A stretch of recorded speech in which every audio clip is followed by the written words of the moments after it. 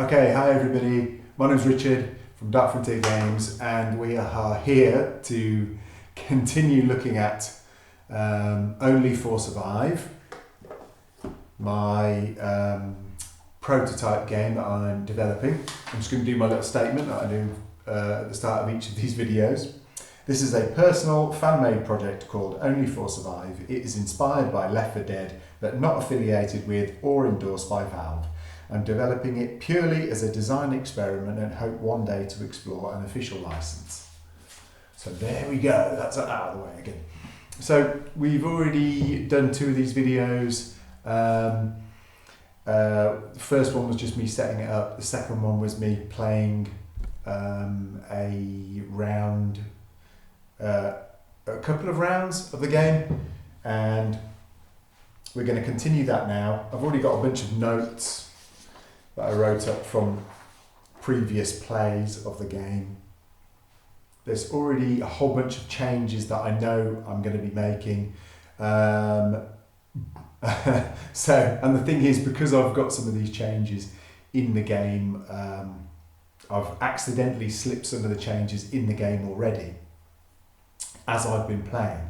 A few things, some of the change in the future when changes are made, you might be like, oh, you already made that change in the last game anyway. So anyway, it's all very fluid at the moment, but we're going to play a few more rounds as it is in its broken, non-working state, and then just see if there's any more things I come up with before I move to do any changes for a new play test with a new version of the game.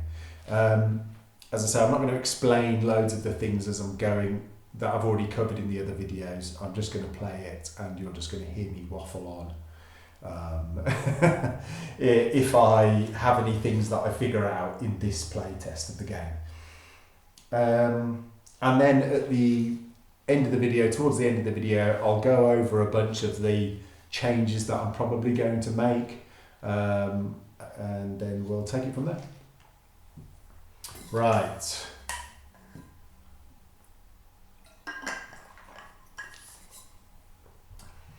So currently, all our characters have a turn, so I can reset them all back to the start of their little tracker. On the board, we've got a whole load of zombies. We've got a tank.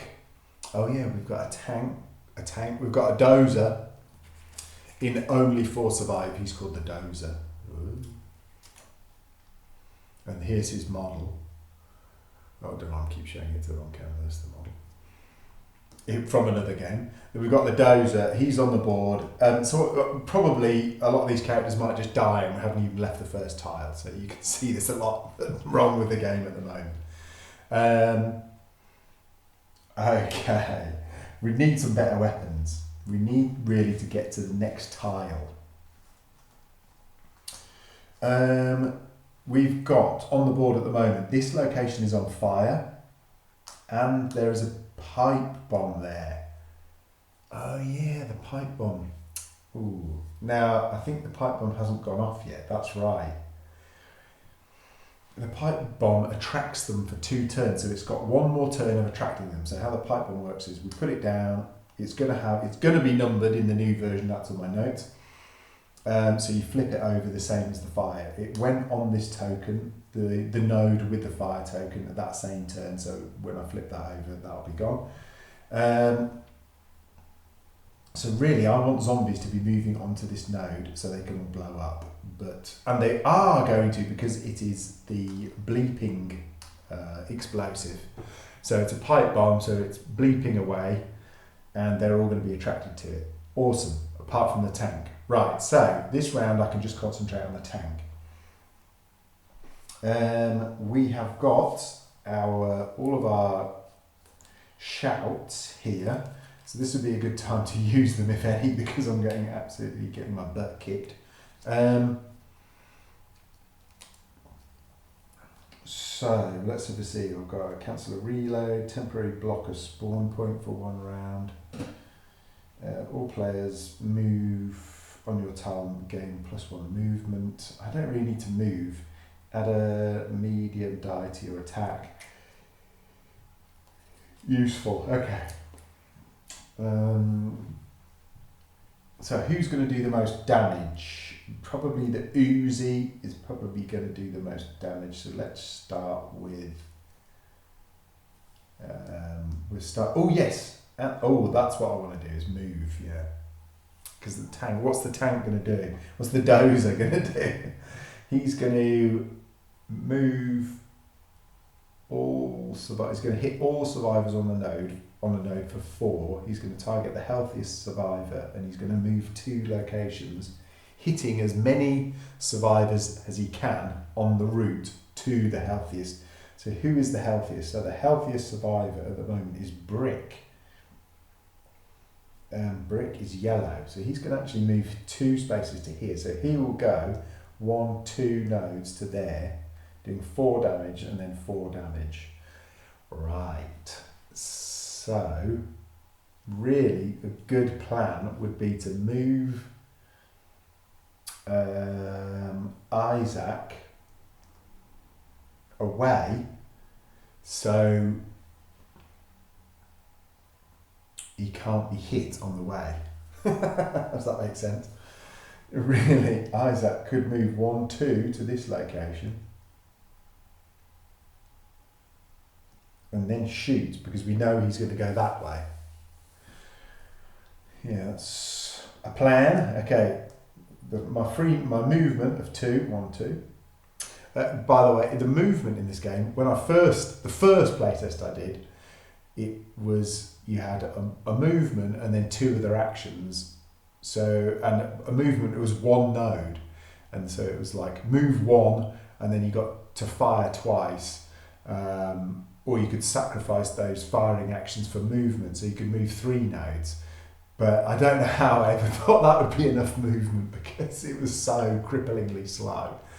And at the moment, I still think this movement is probably too slow. But there's a lot of things in this that are way too slow at the moment. Anyway, so we're going to move. Isaac is going to move. Then he's going to use his shotgun. And he's going to use a black and a red dice, and he gets 2 hits on the tank. How many hit points has the tank got? The dozer. The dozer's got 20 hit points. That's too many. That's too many. That's too many. That's the first note that's going down in the on the sheet. Let's do it on the back of the sheet. Tank. I'm going to put 10 hit points. Yeah, 20.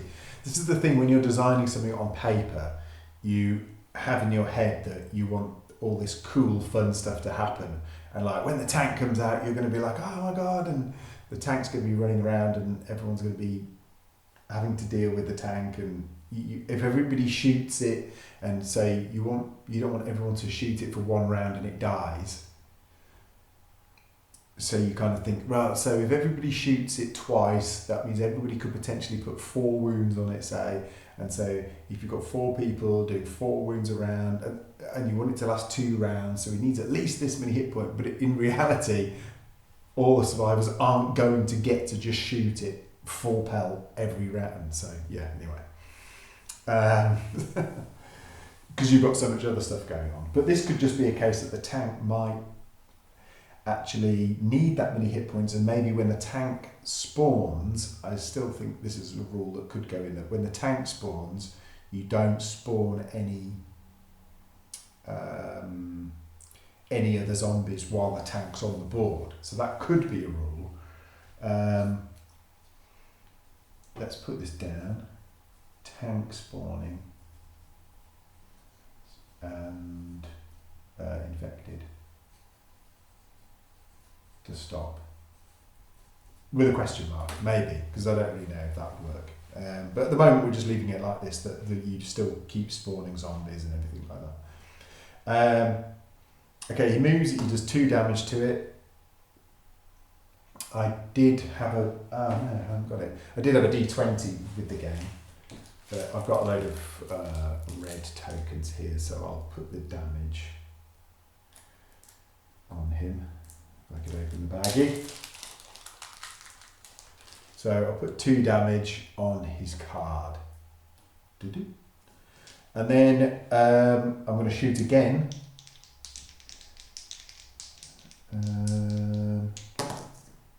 Oh yeah, 3 damage.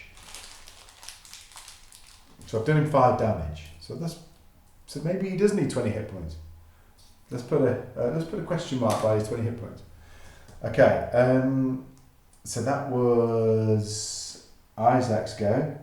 Boom, boom. Let's see if he's got any shouts that he wants to use. Oh, I haven't got my shout back. So in this version, how the game works is some of these dice have a star on them, and if you roll a star, you get to reset your shout ability, which you get to do a shout, which is like a special ability. But I already know that it doesn't work because you don't very often roll a star. It doesn't happen that often. So it doesn't happen often enough that you get your shout back. So my system in my notes that I'm coming up with, I think that I'm going to change in the future, is that every round you get to use a shout, but you only get them back. You only get one of your shouts that you've used at back when you roll a star. So you could play the first 6 rounds and use all your shouts, but you only get them back slowly as you roll the stars. You get them back. So the fact that you don't get them back means that. So yeah, that's a nice trade-off of rolling, of using your shouts whenever you want, but then you know that you can get them back if you want to use the stars roll to gain them back. So yeah, so when you're in like loads of trouble, everyone can just use all their shouts and hope that they get them back later on, stuff like that. So I'm just going to say that he has got his shout, just in case, just if there's something cool to do. This is what playtesting is about, to see if all these things actually work or if they're actually fun. Target player moves 1 node. The tank can move 2. The tank moves 2 towards the healthiest survivor. Oh, right, but that would change his target. So I keep calling the tank, the dozer, is going to move towards the healthiest survivor, or the healthiest survivor that he can reach, if that makes sense. They won't move into empty space. So I need to confirm the rules on the enemy cards. Enemy AI. Confirm target.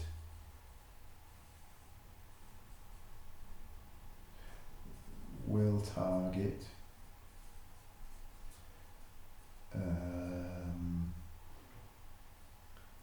healthiest or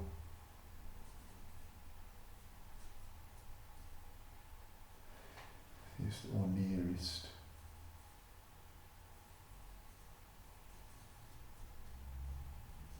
But always to hit. I don't know what that means. So I'm saying that the targeting priority will be targeting the healthiest survivor if they're out of reach, the closest survivor, and the closest healthiest survivor. Right.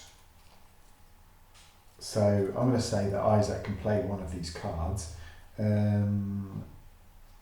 Targeting player ignores penalties, gains 3 ammo, heals himself. Oh yes, we're going to do this. We're going to say he uses his shout, doing some pills, and he heals himself. Isaac heals himself for 5 hit points. 4 or 5, and I'll say that he's spent that again or something. But I think seeing as we're in really bad shape, it makes more sense to use the skills and see what they do.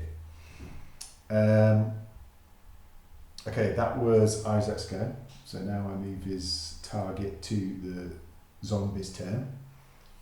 So we have got some specials here. So going in enemy activation order, it would be Stalker, Hag, Licker, Dozer. So now the Dozer will move, and he's going to move 1, 2 towards Brick. So he's going to hit Brick for 4. 1, 2, 3, 4.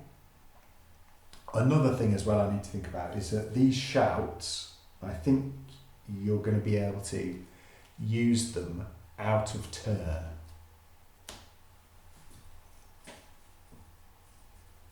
Shouts, use out of turn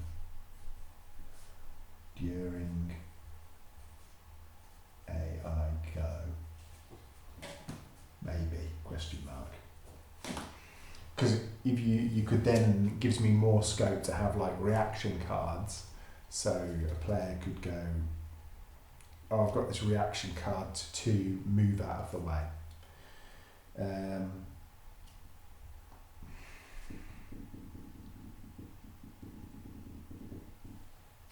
I think it could be, to make it more interesting, is that you could use your shouts out of turn, but only characters that haven't had their action yet.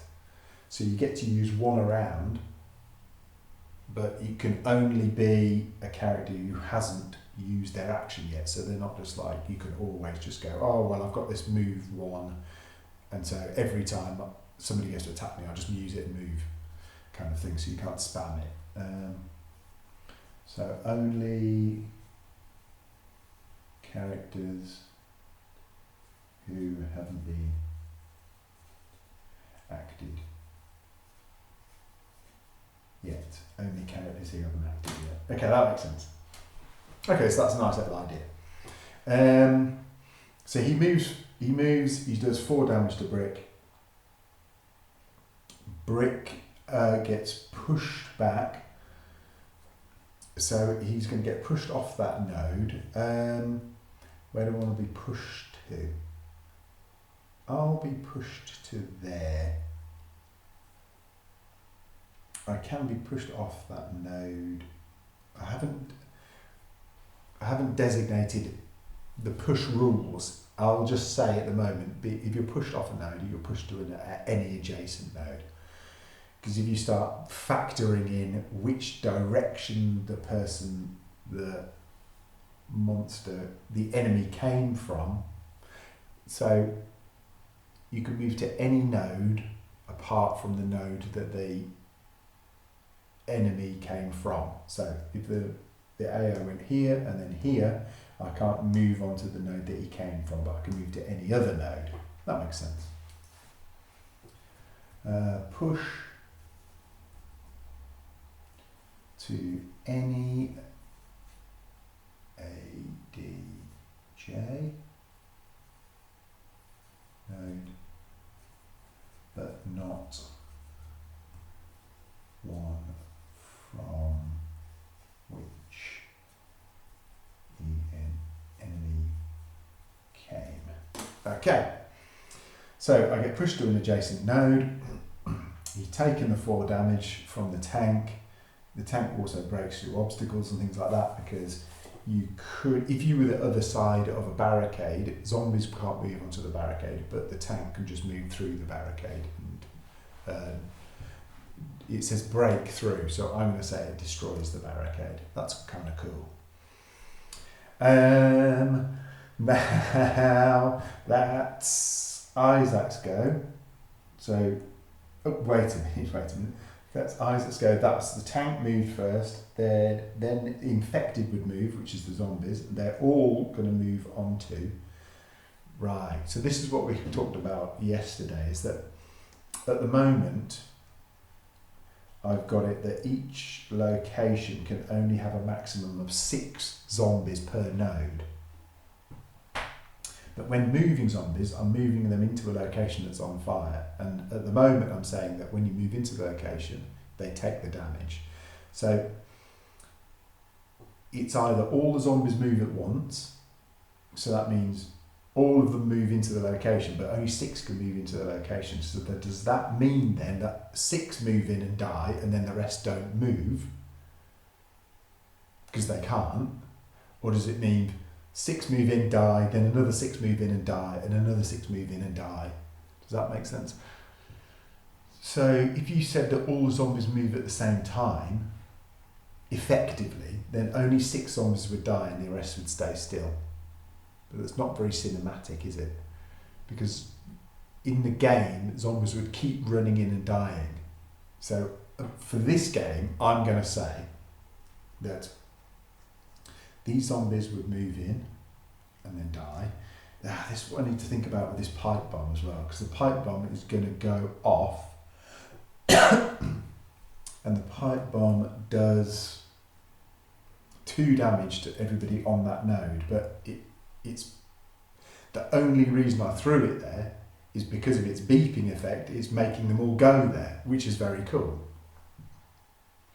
Okay, so all 6 of them go in there and they die, and then these guys go there and they die, and then all these guys go in there and they die because this location's on fire. This should have already been, this thing gets flipped because it's there for two rounds of play. So again, this is how long is the fire staying there?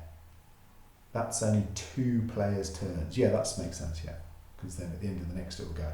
Yeah, so so the fire, I'm putting the fire down 1. So this is a boomer, and they're not attracted to the bleeping. It's just a common infected that are attracting to the bleeping. So he is now going to move, and the blister, he moves 1 towards the nearest group,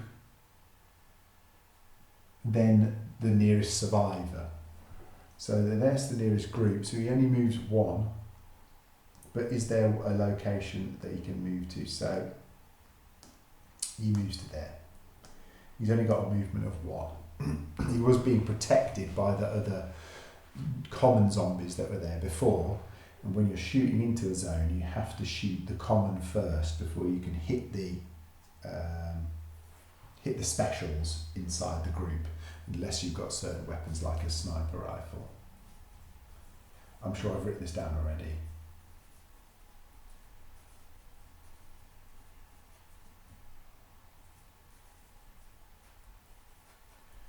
I'm just going to write that down again. Sniper rifles, pick out specials. I'm almost certain I've written that down somewhere else, but we'll just write it down again.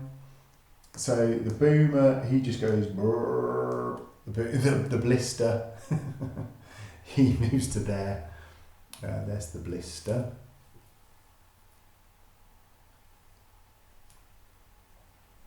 He moves to there.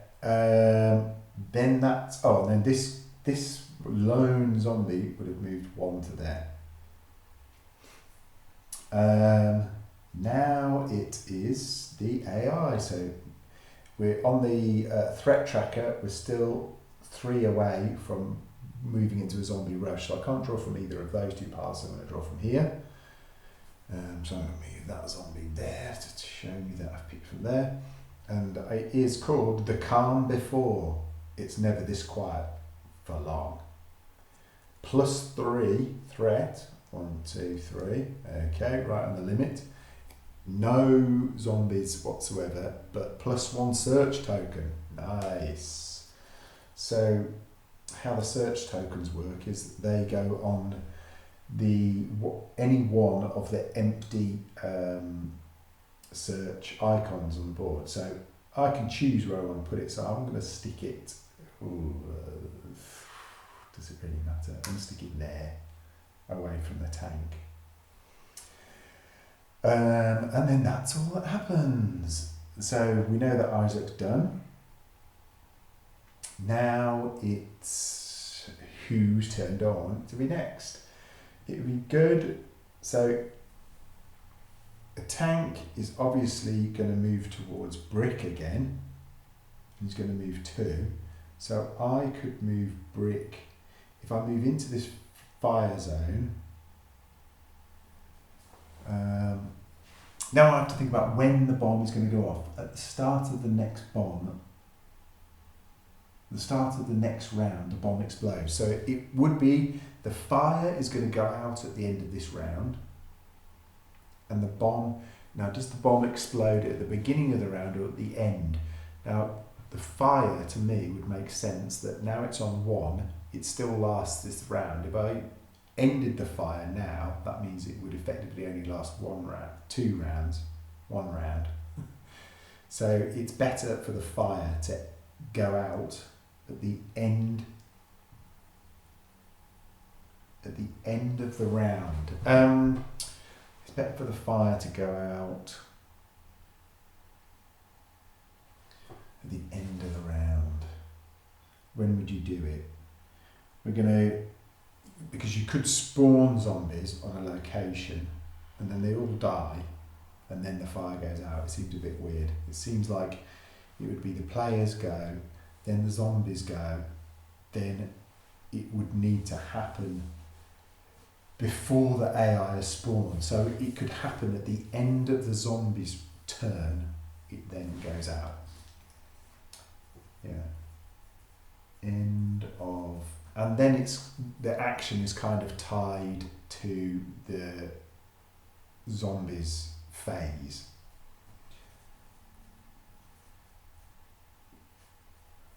The end of the zombie phase. Fire and explosives go off.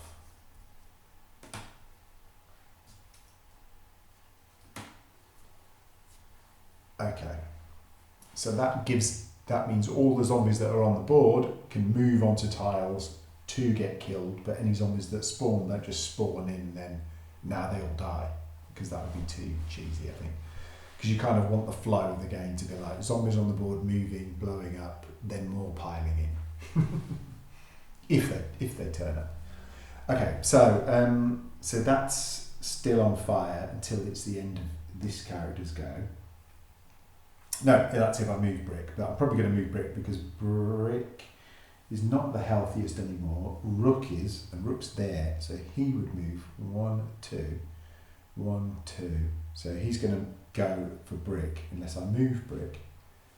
So I could run away with brick, but if I move onto if you move onto the blister's spot, he explodes. That's nice. The blister. So it's kind of like the blister here on this node, if I move onto his node, he just blows up. So that's a nice way that the blister moving around, if you don't shoot him, he's just like a blocker. Explodes.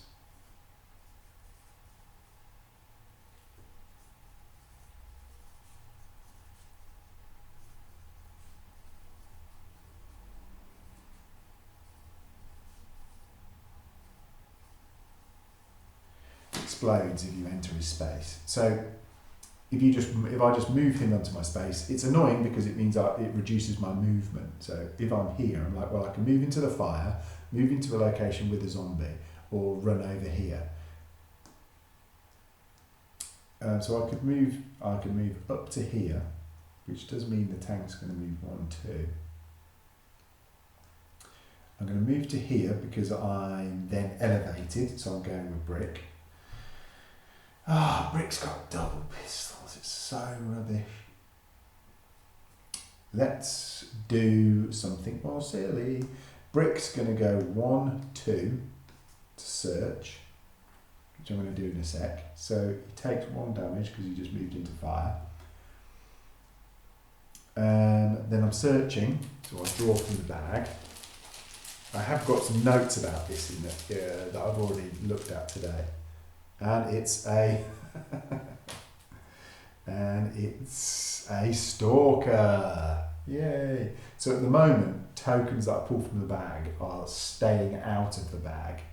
There might be a system where some of them still come back into the bag, and I think I've got an idea that in the AI deck we've got a bunch of cards that some of the cards spawn new enemies, and it was going to be that you add them to the bag when the card tells you to. But I think what I'm going to have is that when you draw one of the AI cards and it says add a stalker to the bag, what you do is you just add the stalker to the bag if he's already been removed.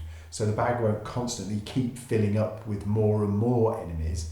It just means if he's been removed, he'll come back. So there's always a chance that he's in there at the start of the game. Certain enemies are in there depending on the level and what the level tells you to put, which specials it tells you to put in the bag. But then if they get removed, they can come back via the AI deck, which I think is a nicer way to do it, rather than they're just being more and more piling up in the bag, if that makes sense. Because you could unfortunately draw 4 AI cards and all of them tell you to put another blister into another boomer, another blister into the bag, and suddenly you've got 4 extra blisters in the bag. But with the other way, if he'd been removed, you'd just put him back in. So that will stop the bag getting too overcrowded, and because you need to make this worthwhile, you want people to be searching. You don't want them to be like, oh, there's nothing good in the bag, and I know it's full of special enemies. So yes. So that's where I am with that. So that is a hunter, not a hunter. In my game, they're called the stalker. And so what I'm using for the stalker is this little mini of a little dog, because it's pantsing. Whatever. Yeah, there's not many minis for this kind of game anyway. So I'm just kind of using random stuff that I've got. So it's like a little dog. So this is, that would be quite a cool enemy for a zombie board game called Only 4 Survive. A zombie dog that pounces out. So it's pretty cool. So that happens to him, Bush. I'll get the stalker card. This is bad because Brick hasn't taken his turn. He's just moved and now he's pounced on. So you spawn him. You would, if I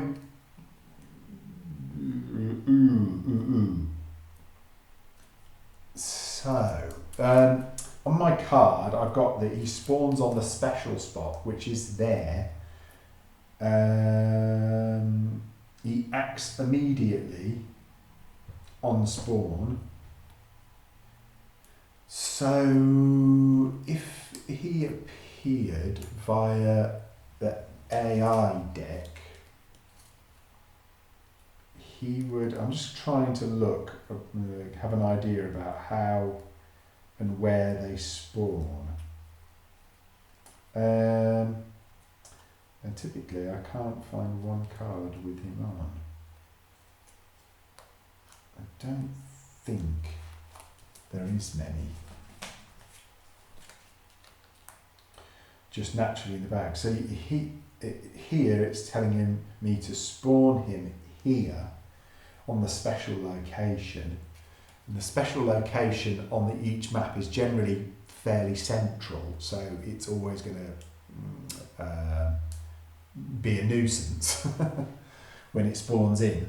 But I'm just thinking that when it's spawned from the bag, whether he should either spawn in on the special spawn or just immediately tackle the character.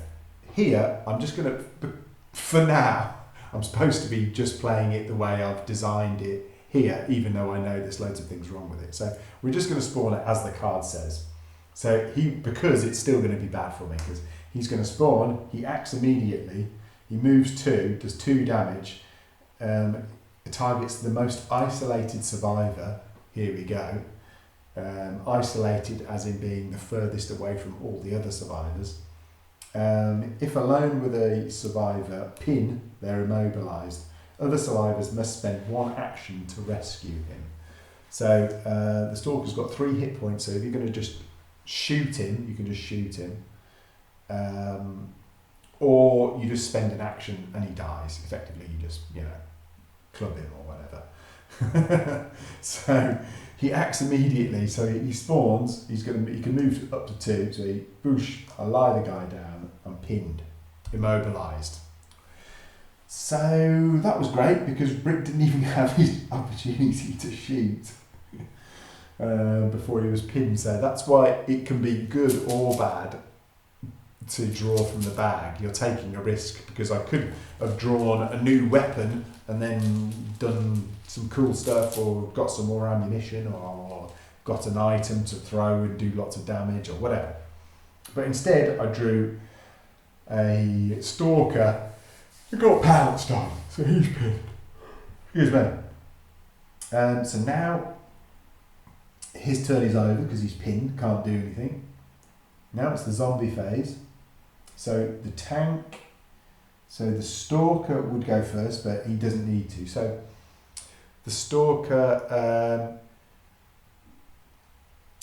because he acts immediately, from the bag, I've put it in with him on the card. He acts immediately when spawned from the bag, but if he gets spawned from a card, he will effectively just spawn onto the board and then he'll act first during their turn. So players, if the players were far enough away, they would be able to see him coming.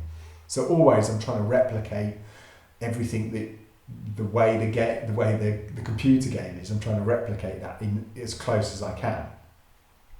So I like the way it is now because my idea was that when you're spawning from the bag, it's like you're being surprised, more surprised. And when the AI is spawning them, it's like they're spawning in more from the kind of around the edges, to try and replicate that. Sometimes you hear the stalker, the hunter, and then you might see him in the distance. We're like, there he is, and try to shoot him. And then sometimes you might just come around the corner and it leaps on you. So that's what the bag is trying to simulate, that kind of feel. So it would be the stalker, so then it would be the hag, then the licker, then the dozer. So the dozer's going to go. So the enemies never target anybody that's pinned. So Rook is the next character with the highest health, and so he's going to move 1, 2. The tank. I mean, I might have it that the tank. Players before, when I first designed the game, could only move 1, unless they use their actions to move further. So now that he can only move, so that's why his movement is 2. I think it might be that the tank's movement might have to be, they move enough to hit a player. Because you kind of want that the tank just runs somebody down. But I do want people to be able to just run away and escape. But I don't know if that's thematic enough. It might be that the tank moves until he hits someone. We'll put some notes. Tank movement. Sorry. Dozer movement. Move till hit player, question mark, or it could just be that I increase his movement to 3 or 3 move. But the trouble is, if I increase their movement, then he could suddenly start going move, hit all the players in a big circle. It could be that he targets a character and will just move until he hits that character. Because the tank does kind of do that. There isn't really any way you can avoid the tank. Like, he targets somebody and then he'll just run at them and hit them. And that might be more similar, the most similar to the game I can get it. So it could just be, he just runs in a straight line. So rather than maybe, at the moment I've got it that he'll move, hit as many people as possible, but maybe it just makes more sense that he just picks one target and runs at them. Move in straight line.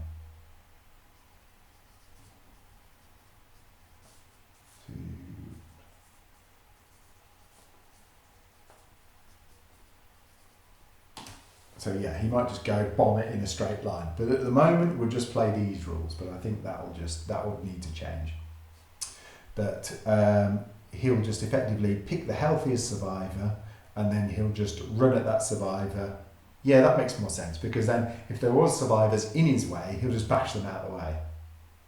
And then it could be that other survivors kind of could take less damage if they get hit.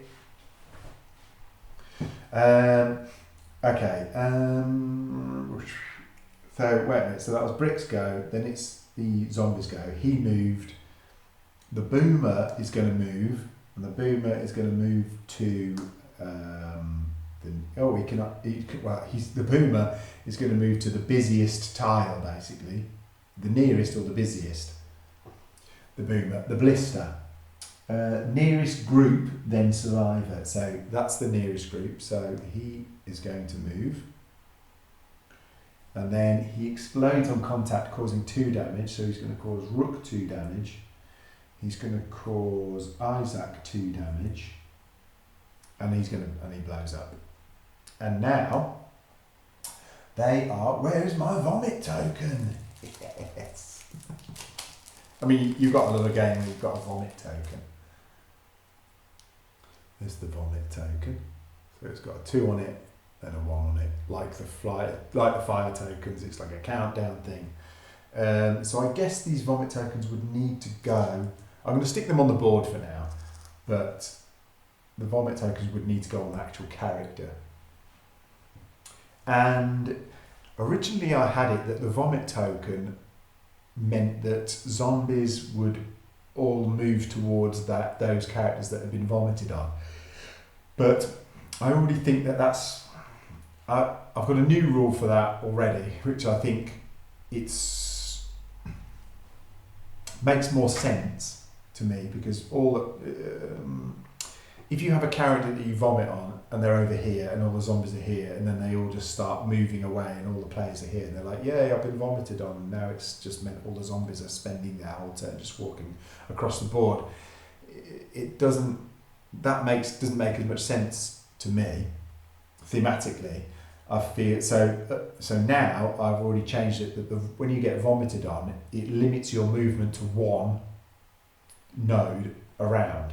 So they've now both got 2 turns of only being able to move 1. And that's not actually 2 turns on the board, that's 2 turns on their character. That's why you need to put the vomit token on their character. So Isaac's been vomited on. So it all makes sense. See, this is what the playtesting's for. You figure these things out. And then Isaac's on 2 and Rook's on 2. So at the end of his turn, I'll put it to 1, and then in the next round, at the end of his turn, I'll remove it. So for 2 turns, these characters can only move 1. So that still kind of works with the zombies moving to them, because any zombies that are near them, effectively the players can't just run away from the zombies, because they can only move 1 now. So I think that thematically makes sense, because when you are hit by the vomit in the game, you can't see and you're kind of slowed. And you don't want to be slow when you're right next to the tank. So, where was I? So that was the boomer's turn. At the end of still Brick's go. Brick's go. That was the boomer. That was the last thing. It should have been the blister. Sorry, all the names is a bit too confusing, but you know what I mean. The blister this zombie should have moved first. This zombie would have moved in there, got killed by the fire. And then the blister would have gone and done that. Obviously, I probably could have had a card that I could do something with, but the cards with their shouts, but with their little quote cards. But we'll leave that for now. Then it would be so that's all the zombies moved. That's the enemy activation turn. Then at the end of the enemy activation turn, this fire would go, and this explosive would go off. Boom. Nice. Then we've got some ammo there. Then it's the AI phase. So now I've got to draw a card. I'm going to draw one from here. And it's the mall entrance. Welcome back to shopping. And I've got to put an alarm token. We've seen these before, they're not very fun. On C. C down there, okay, that's not too bad, so that location's alarmed now. If I shoot adjacent to it and miss, it goes off. If I shoot into that location, it goes off. And at the moment, the alarm triggers at +3 threat. I think that's probably going to change because looking at my notes, I've got a new idea because the alarm moves the threat tracker along, which could be abused because if you were in the alarm, if you were in the phase where you were having to act out a zombie rush and draw multiple AI cards, you could shoot an alarm on purpose to move the token out of the alarm zone. So it could suddenly be to your benefit, which you never want. You don't want something that players could abuse because then they could be like, oh look, we're just about to go into the alarm zone, let's go in it and then shoot the alarm and go out of it. I don't mind a little bit of like being able to gamify the game or power game the game. Obviously that's part of playing board games, to try and do everything you can to win. If there's a better way for me to do it, I'll try it. So at the moment that's how the alarm works. I'm thinking that instead of that my other option is that when you shoot the alarm, if you shoot into the zone with the alarm or you miss in a location adjacent to it, you set the alarm off. It just means that you instantly draw 2 extra AI cards, which means that it's always bad because that then also increases the threat tracker potentially. So I think that sounds like a better way to do it. Maybe it's just you just draw 1 extra AI card that turn because that could be really bad and spawn loads of zombies. So that's probably enough. In fact, 1 AI card for an alarm is probably fair. AI alarm.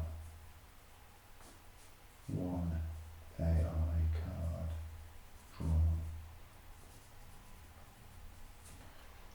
drawn. Because I know that if I picked this card, for example, that spawned, one of these cards spawned 10 zombies. So that's enough. So anyway, this card, so I put an alarm down. I spawned 3 at A, B and C. That's A, on me, A, B and C. And C. Where the alarm is, great. And my guy's pinned there. And I get +1, no. And +1 threat. So now I'm in the double spawn. So we've had this before when I said when you get into the double spawn zone, you have to draw another card. But I think that at the moment it's on the next player's turn I would do that, not as soon as you go into it. So if that card pushes me into the horde rush section, I don't then draw more until the next players go. I think that's right, because if I drew another card now, it could put me out of the threat zone, and so then you could be in a situation where you keep going in, out, in, out, in, out, in, out of the threat zone. So this whole threat tracker might not even work yet. It might be a case that I can have no AI cards that remove threat because they might mess up the way the threat tracker works, because you could draw loads of cards and they keep putting you back in and out of it. So it might be that I can never have -1 threat. So that could be something that might have to happen to the game. Okay. Let's. So we spawn the zombies.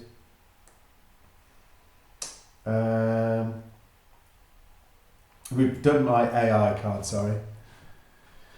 And now that's the end of his turn. So now it's another player's turn. That was not Isaac, sorry, that was Brick. I'm obsessed with Isaac, I don't know why. Okay, Brick. Oh yeah, all players actually really should have started with a med kit. Because you do in the game. So I have got them here, that's fine. So all the players should have actually started with a med kit. That would have made more sense.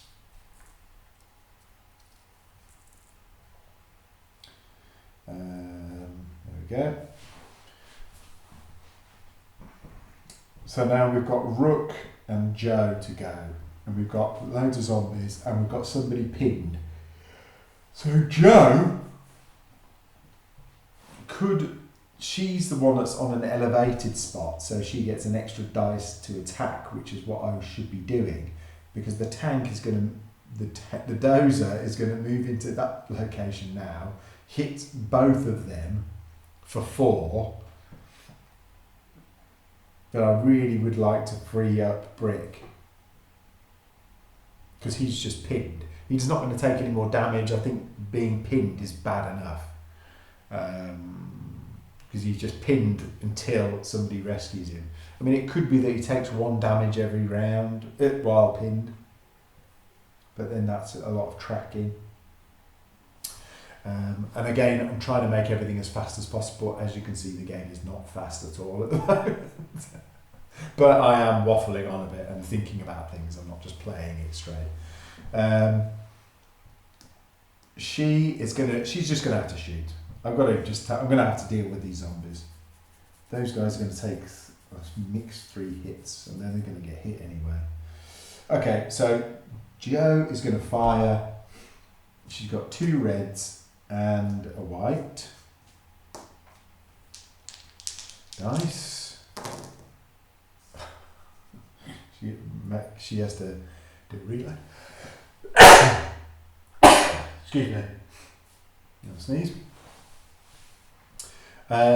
She has got 2 hits.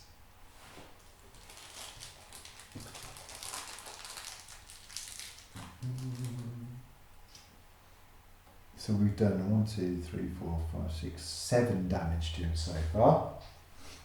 What cards has she got? She has actually used a card already, but I'm just going to say that she's got another card just to see what she could do.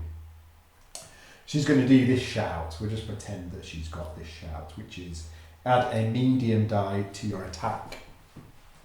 So she's going to attack again, and a medium is red. It goes white is the weakest, red is the medium, and black is the strongest. So we're going to add a medium dice to our attack. No matter how many reloads we roll, which means you have to spend a dice, you only ever chuck away 1. You only have to spend 1 ammo cube. Yay. So we got another reload, so we have to spend another cube. But we got 2, 3, 4 hits. 4 hits. So, we did 4 hits. 1, 2, 3, 4. So we've done 1, 2, 3, 4, 5, 6, 7, 8, 9, 10. We've done 11 damage to him. So I am going to take away 2 of those cubes, and I'm just going to start removing them. So now he's got 9 hit points left.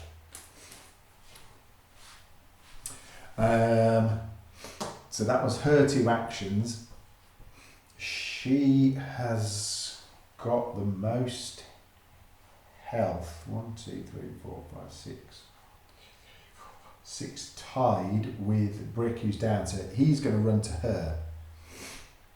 So she could move. What she could move to here.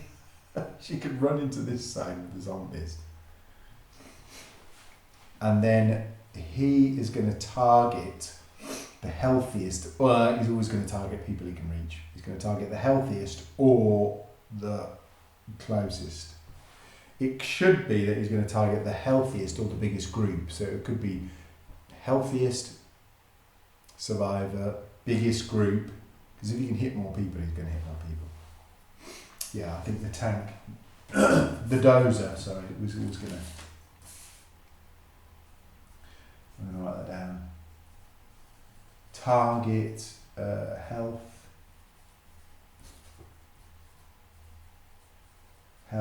then group.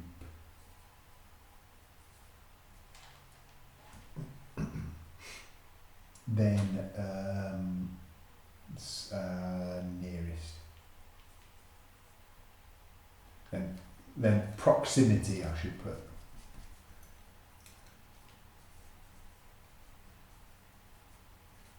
So his targeting will be health, group, proximity. So she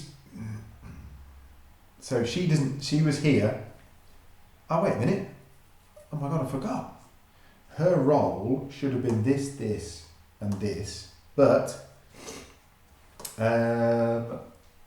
she's on an elevated section. So the nose with the little arrows means it's elevated. So each of her shots would have had an extra white dice on it. So we're going to roll these off this to the damage. Ooh, a miss, and a miss just means a miss on that dice, not a whole miss for the whole attack. So she gets one extra hit on him. So he's reduced to 8 health. Okay, not bad. Then she could still move. I don't really want to move, but she has got the most health. So I could just take the hits on her. She is the healthiest. So if it's healthiest, or should it hit the biggest group first? I feel like it would be much better for the game, for the AI, the enemies, if I did 8 damage to those two.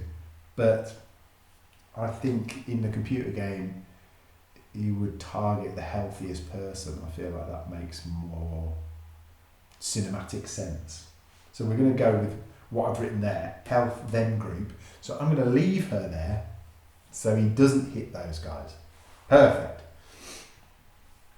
So she stays. Just an idea. I've just had an idea. So this is what playtesting is about. I'm looking at the weapons here and saying you've got, when you roll a star on one of these dice, on the medium and heavy dice, when you roll a star, you get to use one of the starred abilities on the weapons. But it almost never happens because you very rarely roll a star. It's a 1 in 6 on these dice. It's a 1 in 6. So I'm definitely going to increase the potency of that. But I'm going to increase the potency of the weapons and make their abilities just natural abilities of the weapons, probably. So you kind of get bonuses anyway, rather than just allowing them to do more and more hits. I think it's more interesting to have the cards do more effects, as well as doing more damage on the dice anyway.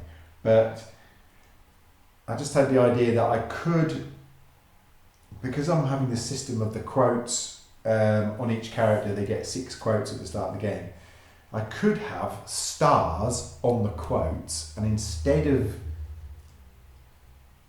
and then you could spend a quote as a star action to do an action on the weapon. So you're kind of using up your quotes to do special actions on the weapons. So then it means that the quotes also have another ability. That's nice. So the quotes could also have a star. So the weapon could have a star action, and you go, oh, I'm going to use one of my quotes to do the star action on my weapon. So I could either use the quote for the quotes effect, or use it for the weapons effect. It's an interesting idea. It could work. It could be interesting. So let's write that down. Stars on quotes for actions.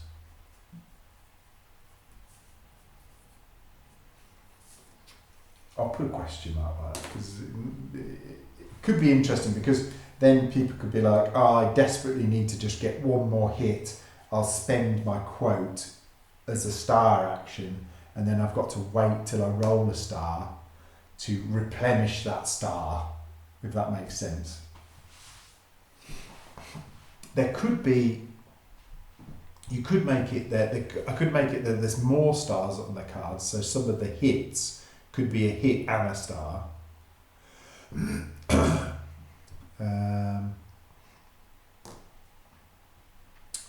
But it might be confusing with the imagery of on the attack if the star is next to a hit. People would be like, is that 3 hits? And you'd be like, no, it's a hit and a star. Anyway.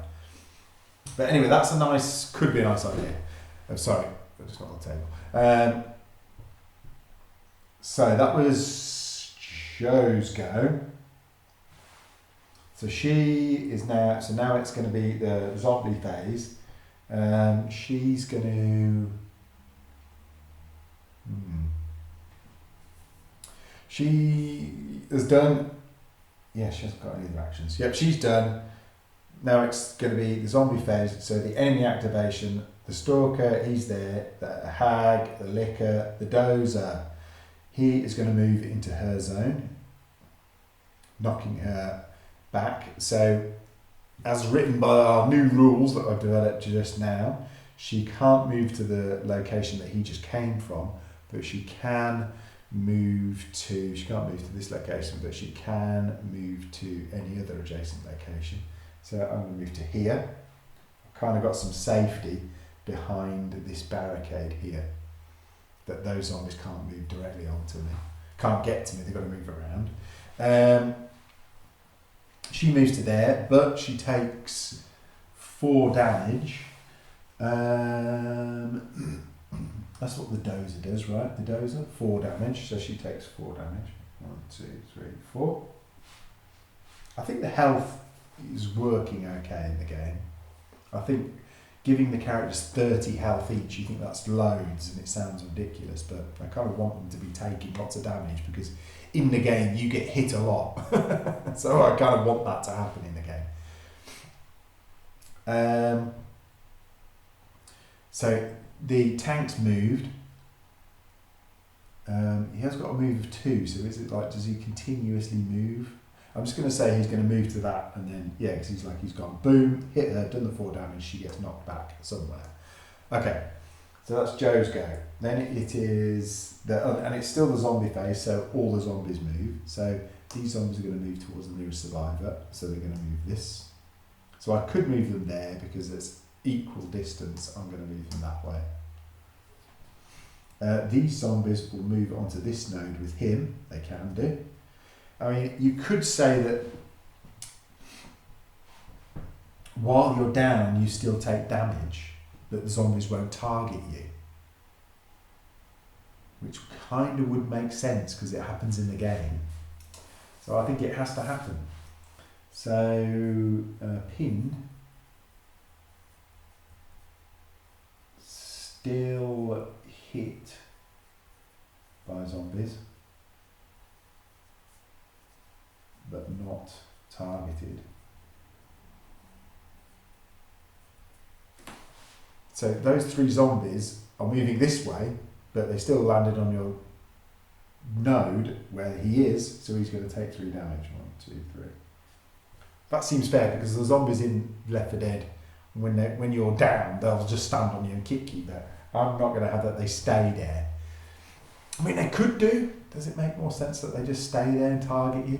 But I feel that, like, it would suddenly make the licker and the, in my game called the licker and the stalker, very hard. But maybe they need to be.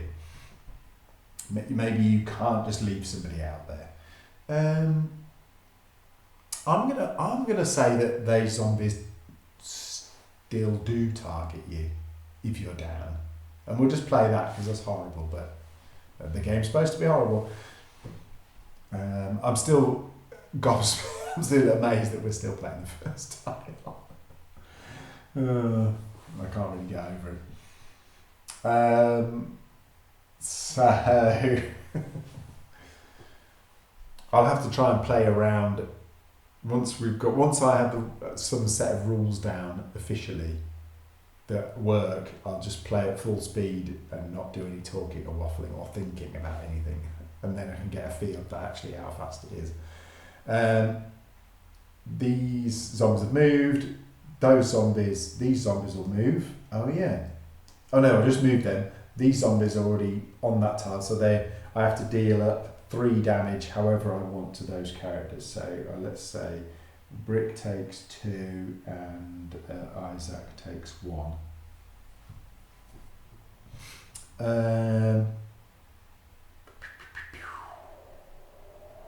Then it is Joe's AI turn. So she's going to draw from this one. Come on. Okay.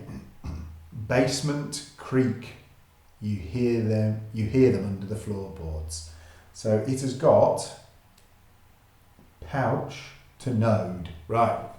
I remember what this is. It's got a little pouch to node. So that's saying that I draw from the bag a token and add it to the node that we're on. And it is a pipe bomb. Nice. So that's there on the floor, ready to be picked up by somebody.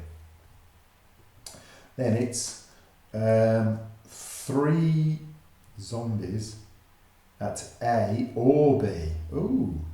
Oh, and I'm in the double, the horde rush, because I'm in the middle of the threat tracker. So I've got to spawn 3 at A or B. So I'm going to spawn 3 at B. The threat tracker is going to increase by 3. And I'm in the horde rush, so I have to draw another one. So I just drew from that pile. So I'm going to draw from this pile. And it's another 3. Awesome. So that means I'm going to move out of the rush, which is how I wanted the rush to work. So I gain an ammo.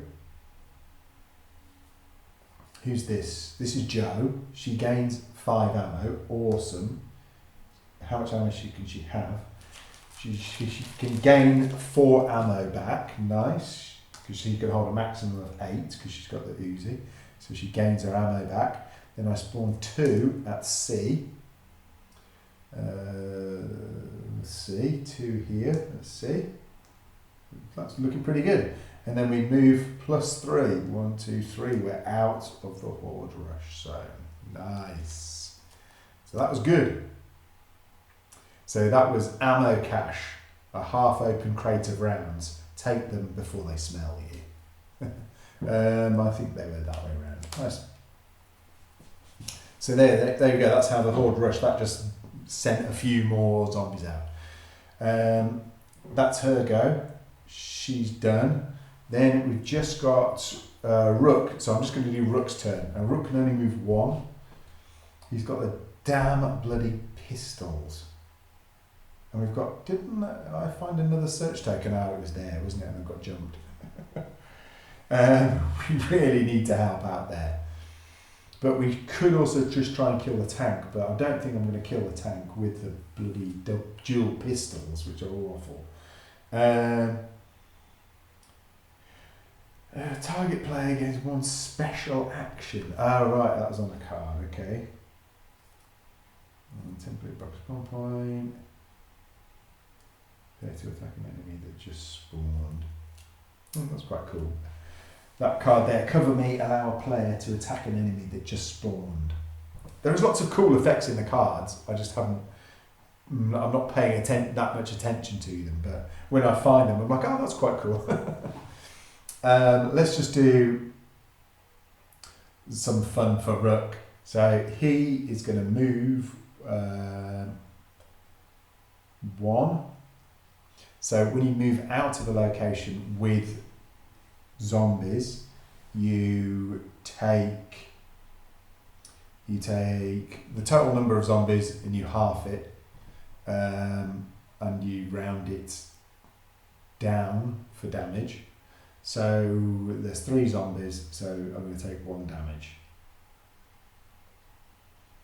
So he takes 1 damage from leaving that zone. So if there's only 1 zombie, you don't take any damage.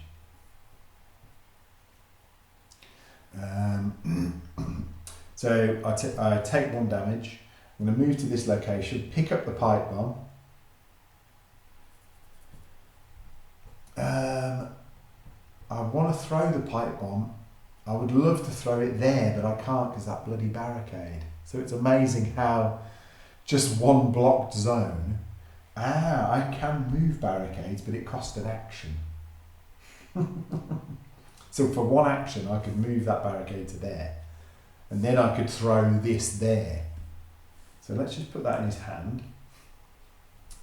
Because it's going to be there for 2 rounds. So I want as many zombies. So 1, 2, to get there for it to blow up. 1, 2. So if I throw it there, 1, 2. There we go. So I get there, throw this there. I would kind of need a token that's different to maybe the one that you... No, because you're going to be carrying it. And then you'd have to remember which tokens haven't been picked up that are on the board and not the placed about to explode tokens, if that makes sense. So he throws it there. So I'm just going to put this fire token that's got 1 and a 2. So I'm going to put it on the 2 side underneath it, just so I know that when it's going to, so I can track when it's going to blow up. So he throws that there. All the zombies are going to move to it. They're still going to move into locations with us, so they're still going to hit us. Oh dear. I've just got to kill this guy, haven't I? I've just got to kill this guy. Oh!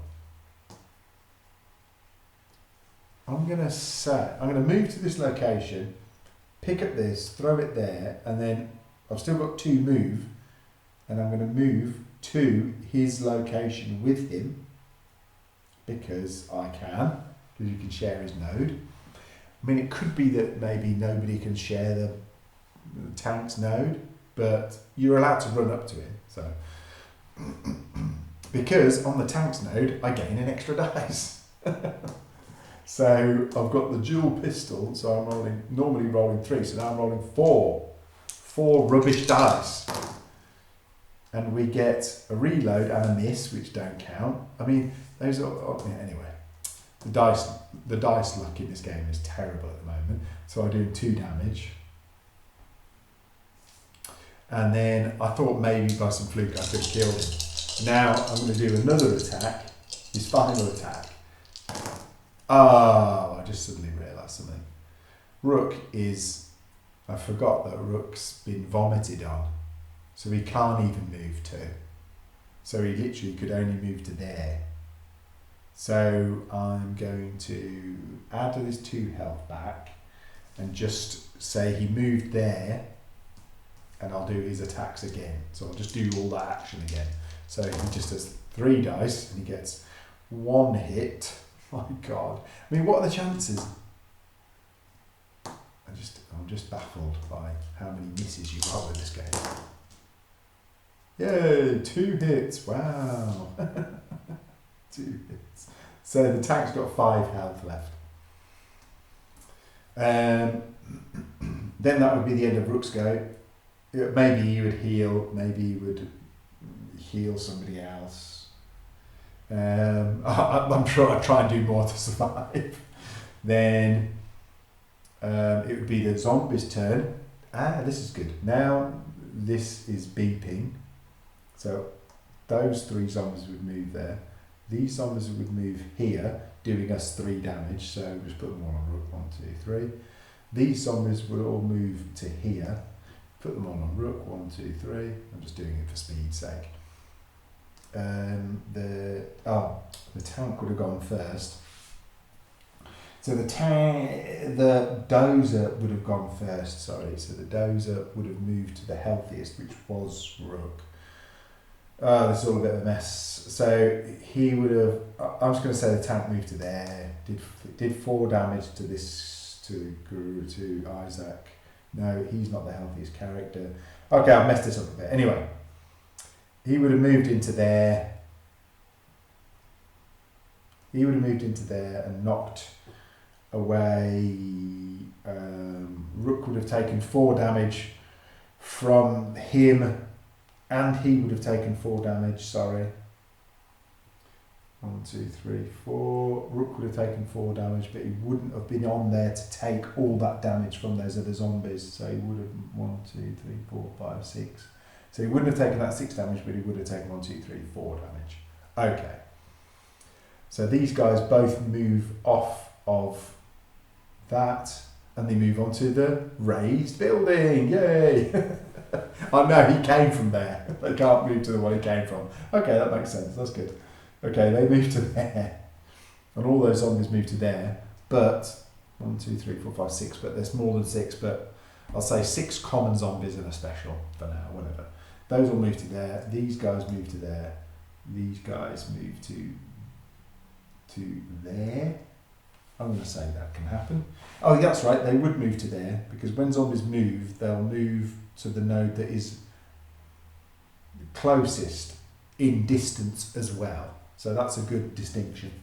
That, say I'm moving to here, if I've got to move to this node, I can move to that node and that node. It's both one node away, but that's physically closer, so they'll move to the physically closer node. And then it's the end of their round, so that would go from 2 to 1 to show when that's going to blow up. Then it would be Rook's turn, so all the zombies went. And it's Rook's turn to draw a card, and he would draw a card, an AI card, and it is Subway Overrun, every tunnel howls back. And it's 4 at A, B, for every location, C, and D.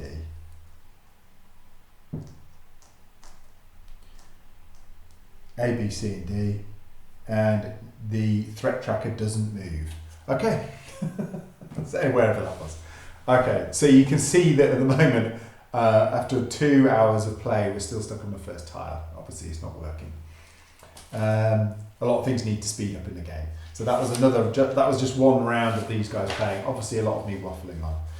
So I'm going to go over some of the notes that I had from my previous sessions. So the starting zombie setup needs to be clarified. We're going to draw 2 cards and spawn zombies at the start of the game. The shotgun skills are going to be adjusted as same as all the other weapons. Tokens can be dropped onto a node, so if a token is drawn from the bag, it can just be dropped onto the node, or if it's spawned via the cards, it could just be dropped onto a node. We've got shove is a free action, so players on a node can shove one zombie. You can't, just common infected, you can shove. The white dice, I'm going to remove the misses. The pipe bomb's going to add half on the token count. Oh, I need to add a 1 or a 2. Oh, it's weird, really weird. Going to add a 1 and a 2 on the tokens. That's that thing to track. Weapon specials, add more to standard weapons. No need for stars to be rolled, and a star can do more damage, like a +3 damage or something like that. Make all the shouts more powerful. Add quick reference. I've got a little quick reference here on my threat tracker, but I'm going to add some more to the quick reference. So I need to add the vomit token description, the alarm, the med kit. So I can add more to this, because at the moment I have got a few things on there, but I can add more. Pick up and throw is free action. Add search tokens to the map node when searched. Oh yeah, I've got this thing about the search tokens. I'm not too sure how that's going to work yet, but I think it works fine for now. I was going to have a system where the search locations that a player would move to a search location, and when you search, you put a search token on it to show that it's been searched. And then when you leave the token, you remove the token, and then somebody can move back and search it again. Because I was thinking that maybe players could search as many times as they wanted, but I think that'll make the game players hang around in areas just going back and forth searching. Anyway. The alarm talked about maybe making you just draw 2 or 3 AI cards instead of increasing the threat tracker. The liquor, the smoker, pulls, and then you move the smoker move the liquor to that node where the player is, and he does 2 damage around. So the smoker at the moment, the liquor at the moment, like when he appears, will drag a player towards them and then sit with them on that thing like they're pinning them, kind of thing. The same as the stalker. Shouts can be used once per turn for free, and it's refreshed when a star is rolled. I need to take into account all the extra tokens from the AI cards from the director deck, because I'm missing tokens that needed to be added to the bag when certain cards get pulled. Searching is free action once per turn. Search tokens appear on the nearest empty or least empty node. Yep. Zombies don't move towards downed players. That might change, maybe they will. Common infected move towards the nearest, then the lowest health or the largest group. I'm going to clarify that with my other notes. You can't shoot through barricade nodes, like they already knew that. The tank can't be shoved. Yep. Vomit limits your movement to 1 node. Add monsters to the bag means to add it back to the bag if one has already been removed. So I mentioned that earlier, yeah, that rather than constantly adding new tokens to the bag, you're going to actually only add him back in if he's been removed. If that makes sense. This is a rule that I didn't use in this, but I would have used loads, is you can spend an ammo on your character to just fire again, which I totally forgot. But it is a new rule, and you can spend up to 3 around. So with there being ammo on the board, I could have just moved to the location and just gone, I'm going to fire 3 times and just spend loads of ammo and just fire it loads of times. So that makes far more sense to me. So it might be a case of the dual pistols might start having to have ammo, because the pistols are just the infinite ammo thing, and then the dual pistols, see, somebody could just spaff loads of ammo just to get loads of shots off, because you want people to be able to have that choice. So I think that makes sense. So I'm going to put down dual pistol to have ammo, because that makes sense in conjunction with the spend up to 3 ammo to fire. So you can spend 1 ammunition and fire your whole gun again. I mean, the thing is, every time you fire the gun, there's a good chance of you rolling a lose an ammo, so then you're going to get through your ammo really, really quickly. But it's kind of replicates the character just going, just spraying all their ammo, just because they're desperately trying to hit everything. So that's a good kind of reference to the game. To unlock a tile, move onto the fog to unlock it. Yeah, I think I did mention that tile before. And I need to make all the dice much harder. Anyway, this video's been far too long. That's another really small video playtest. Another giant playtest of Only for Survive, my zombie survival game. And we'll see you again. Maybe we'll play this version again. Maybe I'll have made some changes, but we'll see you again soon. Thanks for watching.